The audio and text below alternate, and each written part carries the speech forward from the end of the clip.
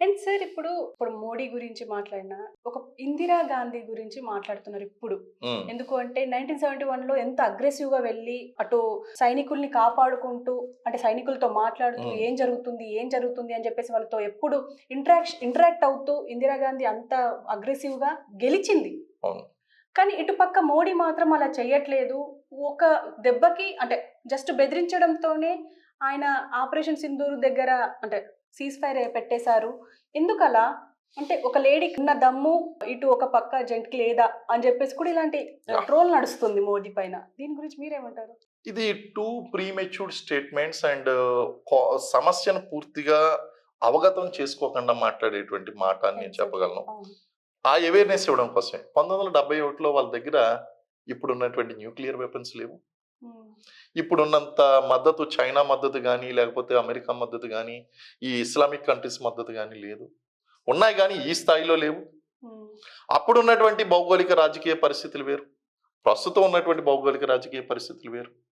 అప్పుడు యుద్ధం వచ్చుంటే అప్పుడు కూడా పూర్తి స్థాయిలో యుద్ధం రాలేదు భారతదేశం మీద. మనం బంగ్లాదేశ్‌కి వెళ్ళాం అక్కడికి. బంగ్లాదేశ్‌కి ముక్తివాహిని దళాలతో పాటు మన భారతీయ దళాలు వెళ్ళి ఆ బంగ్లాదేశ్‌కి విముక్తి కలిగించాం. భారతదేశం యుద్ధం చేయలేదు. హ్మ్. Direct war between India and Pakistan.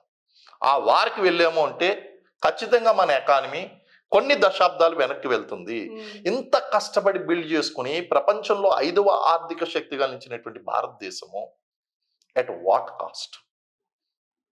కేవలం పాకిస్తాన్‌ని నాశనం చేయాలనేటువంటి ఉద్దేశంతో మనల్ని మనం నాశనం చేసుకోవడం. సరే వాడిని చంపేస్తా నీ చెయ్యి నరికేసుకుంటావా? ఈ చెయ్యి నరక్కండా వాడిని చంపితే గ్రేట్. గ్రేట్. అవును. సో కొన్ని ఉంటాయండి. ఇయన్నీ కూడా మనం చూసుకోవాలి. హ్మ్. చూసుకొని మనం స్టెప్ వేయాలి. అంతే తప్ప అప్పుడు అలా జరిగింది, ఇప్పుడు ఇలా జరుగుతుందంటే అప్పటికి అది కరెక్ట్, ఇప్పటికి ఇది కరెక్ట్.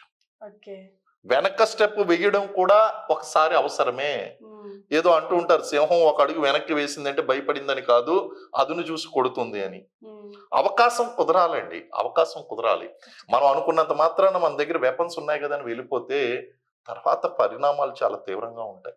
కానీ సార్ ఇప్పుడు అణ్వాయుధాలను యూజ్ చేస్తే హ్మ్. అంటే మన దేశం గాని ఒకవేళ పాకిస్తాన్ యూజ్ చేసినా ఎలాంటి ఎఫెక్ట్ ఉండే అవకాశం ఉంటుందంటారు? ఖచ్చితంగా భారతదేశానికి కొంతవరకు ఇంపాక్ట్ ఉంటుంది. ఓకే. బట్ నెగ్లిజిబుల్ అనొచ్చు, లేకపోతే రిమార్కబుల్ అనొచ్చు. There is an impact on India. Hmm. There is no doubt about it. Okay. But మనకి వాజ్పేయి గారు చెప్పినట్టు మరుసటి రోజు పాకిస్తాన్ సూర్యోదయం చూడదు. హ్మ్. ఇప్పుడు మనం ఒక మిలిటరీ ఆపరేషన్‌లోనే ఏం జరిగిందో ప్రపంచానికి తెలీదు. అందరూ కూడా సైలెంట్‌గా ఉన్నారు. వణికి చస్తుందండి. ఏ క్షణాన ఏం జరుగుతుందో ఆ కిరాణా హిల్స్‌లో అనేటువంటిది. అవును. అదే గనక అణుయుద్ధం వస్తే భారతదేశం సైలెంట్‌గా ఉంటుందా? మనం అణు ఆయుధాలు మనం పరిగణించడం చేత కదా! హ్మ్. మనం ఏమన్నా ఏదండి ఆయుధ పూజ రోజున పూజలు చేసుకోవడానికి పెట్టుకొని కూర్చున్నామా? నో ఫస్ట్ యూజ్ అన్నాం అంతే. అంతే. నేను ఇదే విషయం మీద మాట్లాడుతూ భారతదేశం మీద ఆయన స్టేట్మెంట్ ఇచ్చాడు పాకిస్తాన్ ప్రధాని. మేము అణ్వాయుధాలు ప్రయోగిస్తాం. అంటే ఇదే మొక్క అడిగితే ఇంటర్వ్యూలో నేను ఏం చెప్పానంటే, అవి గాల్లో లేచే లోపల అక్కడే కొట్టేద్దాం. ఆ దరిద్రం ఏదో వాళ్ళనే పడనివ్వండి అన్నాను. హ్మ్. మరిప్పుడు మనం కొట్టామో లేదో ఎవరికీ తెలీదు. అవును. కానీ ఆ దరిద్రం ఇప్పుడు ఆళ్ళే అనుభవిస్తున్నారు. రేడియో యాక్టివేషన్ వణికి చస్తున్నారు. గ్రామాలు ఖాళీ చేశారు. అది టెక్నాలజీ అంటే అండి. అంటే అణువాయుధం ప్రయోగిస్తాం. ఎలా ప్రయోగిస్తామో చూస్తాం. లేచే లోపల కొట్టేస్తే ఓ పని అయిపోద్దండి. హ్మ్. మొత్తం నాశనమే అండి మళ్ళీ దేశం. కాబట్టి అణువాయుధాలను పెట్టి అందుకే will not tolerate nuclear blackmailing. రక్తం, నీరు ఒకేసారి ప్రవహించదు. ట్రేడ్ అండ్ టెర్రరిజం వెంటనే నడువు, ఒకదాని వెంట ఒకటి ఉండవు. అలాగే న్యూక్లియర్ బ్లాక్ మెయిలింగ్ మీ లెక్క చెయ్యము. హ్మ్. నువ్వు లేవు గాల్లో అక్కడే కొట్టేద్దాం. ఆ న్యూక్లియర్ ఎఫెక్ట్ ఏదో దానికే పడుద్ది. గాలిలో లేస్తే మనకి ఇన్ఫర్మేషన్ వస్తది. అంటే మన ఆర్మీ రెడీగా ఉంది. Yes we are ready. Okay. అయితే అదే అంటున్నాను. మనకి ఇంపాక్ట్ లేకపోయేటువంటి అవకాశం లేదు. ఇంపాక్ట్ ఉంటుంది. హ్మ్. అది నెగ్లిజిబుల్ ఇంపాక్టా, రిమార్కబుల్ ఇంపాక్ట్ అనేటువంటిది ఆ సిట్యుయేషన్ మీద డిపెండ్ అయి ఉంటుంది. But Pakistan will totally collapse. Okay. Carpet bombing చేయడం చేత కదా మనకి. హ్మ్. అండ్ హిరోషిమా, నాగసాకి మీద వదిలినటువంటి బాంబులు, అమెరికా వదిలినటువంటి బాంబులు మనం వదలడం చేత కదా. వి ఆర్ ఆల్సో క్యాపబుల్ అండి. ఓకే. నేను అదే అన్నానండి, ఎదటివాడిని చచ్చిపోతాడు కానీ నీ 2 కాళ్ళు పోతాయంటే are you ready? Pak occupied కాశ్మీర్ని తీసేసుకుందాం, పాకిస్తాన్ నామరూపాలు లేకుండా చేసేద్దాం, కానీ జీవితాంతం నువ్వు అవిటివాడిలా ఉండాలి, ఓకేనా? ఇవన్నీ కూడా కన్సిడరబుల్ ఇఫ్స్ అండ్ బట్స్ అండి. ఖచ్చితంగా చేయాలి. ఒకవేళ ఎవరన్నా సరే పాకిస్తాన్ని అసలు మన వైపు ఒక చావు కూడా లేకుండా కొట్టేస్తాం అంటే వాళ్ళు అజ్ఞానిగా పేర్కొంటానండి. They don't know the knowledge, they don't have anything on ground.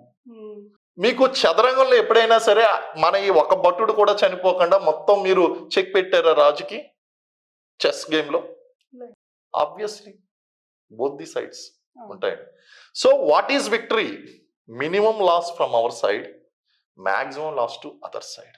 That is a great victory. సరే, ఇప్పుడు మనకున్న కండిషన్ వాళ్ళకు లేదంటారా? అంటే అణ్వాయుధాలు యూజ్ చేయడం అంటే ఫస్ట్ యూజ్ అనేది వాళ్ళు ఎందుకు ఫస్ట్ యూజ్ చేస్తారు? మనం యూజ్ చేయొద్దు కదా? మనం యూజ్ చేయనప్పుడు అన్ని దేశాలకు ఇదంతా ఒక ఒప్పందం ఉంది అంటున్నారు కదా? ఎన్పిటిలో మనం సైన్ చేసామండి, నో ఫస్ట్ యూజ్ అన్నాం. ఓకే, కానీ సైన్ చేయలేదా? పాకిస్తాను ఎక్కడ డిసిప్లిన్ కంట్రీ అండి? ఓకే. ఒకవేళ డిసిప్లిన్ కాకపోయినా దాని మీద ఆంక్షలు పెట్టేది ఎవరండి? ఉమ్, అమెరికా, చైనా వీళ్ళు పెట్టాలి. వీళ్ళు పెట్టడం లేదు కదా, అందుకే కదా దానికి ప్రమాదం వచ్చినట్టే వీళ్ళు ఆపేశారు కదా దాన్ని. right. కానీ ఒక పక్క మాత్రం రష్యా చాలా క్లియర్ గా ఉంటుంది సార్. అవును. అంటే అది ఏ విధంగా అర్థం కాదు కానీ ఎప్పుడు నేను భారత్ తోనే ఉంటాను అని చెప్పేసి అయితే అంటే ఒక ఫ్రెండ్షిప్ కంటిన్యూ చేస్తుంది ఎప్పటి నుంచో. ఎలా చూడొచ్చు అంటారు దీన్ని? That is a trusted friend అండి. రష్యా ఎప్పుడు కూడా మనకి ట్రస్టెడ్ ఫ్రెండ్. మొదటి నుంచి కూడా మనం చూసుకున్న వెపన్స్ విషయంలో కానీ మద్దతు ఇవ్వడంలో కానీ చూస్తూ ఉంటే అది మొదటి నుంచి కూడా ప్రతి దేశానికి కూడా ఒక ట్రస్టబుల్ ఫ్రెండ్ అనేటువంటి వాళ్ళు ఉండాలి. అది రష్యా అండ్ భారతదేశానికి మధ్య ఆ యొక్క అండర్స్టాండింగ్ అనేటువంటి కుదిరింది. Putin also very matured leader ఆయన కూడా, అండ్ ఈ he's got all the information. ఇప్పుడు ట్రంప్ చూడండి, 1000 సంవత్సరాలు బట్టి ఉన్న సమస్య ఏంటండి? బేసిక్ ఇన్ఫర్మేషన్ రాంగ్ గా ఉంది, అవును, బేసిక్ అండర్స్టాండింగ్ రాంగ్ గా ఉంది. ఎగ్జాక్ట్లీ. కాబట్టి there is a lot of difference between America and Russia. Russia is always friend to us. ఈ రోజు S-400 ఇచ్చారు అంటే అంతే, మనం సక్సెస్ అయ్యామండి, వాళ్ళు ఇచ్చిందే. ఖచ్చితంగా. అవును. సో ఇలాంటి ఎన్నో బెనిఫిట్స్ మనకి రష్యా నుంచి ఉన్నాయి. సో ఫైనల్ గా సార్, అంటే ఏం జరగబోతుంది అంటారు ఆపరేషన్ సింధూర్ కి సంబంధించి? అంటే ఆన్ ఉంది అంటున్నారు, అంటే కొనసాగుతుంది అంటున్నారు, లేదు సీజ్ ఫైర్ లో ఉన్నాము అని అంటున్నారు. అసలు ఏం జరగబోతుంది అంటారు? సీజ్ ఫైర్ ఉన్నప్పుడు పాకిస్తాన్ కి is very notorious for violating cease fire అండి. ఒక తప్పు చేయనివ్వండి, మనం కూడా కావాల్సింది అది ఒక తప్పు చేయడమే. ఓకే. తప్పు చేసిన తర్వాత మనం we need not to restrict to cease fire. ఒక నోటబుల్ ప్రపంచ దేశాలకి తెలియాలి సీజ్ ఫైర్ ఇలా భారీగా వైలేషన్ చేసిందని. ఇప్పుడు జరుగుతున్నట్టు చిన్న చిన్న ఫైరింగ్లు కదండి, ఏదో ఒక నోటబుల్ మిస్టేక్ చేయాలి అని ఎదురు చూస్తున్నాం మనం. చేసిన రోజున మన దేశ ప్రధాని పిఓకేని స్వాధీనం చేసుకుంటామని చెప్పారు. It's not a joke. Trump మాటలు లాంటివి కాదు ఇవి. ఈయన మాటలకు చాలా వాల్యూ ఉంది ప్రపంచంలో. అండ్ ఆయనకి తెలుసు ఇవి ఎంత ఇంపాక్ట్ చూపిస్తాయి నెక్స్ట్ ఎలక్షన్స్ మీద అనేటువంటిది.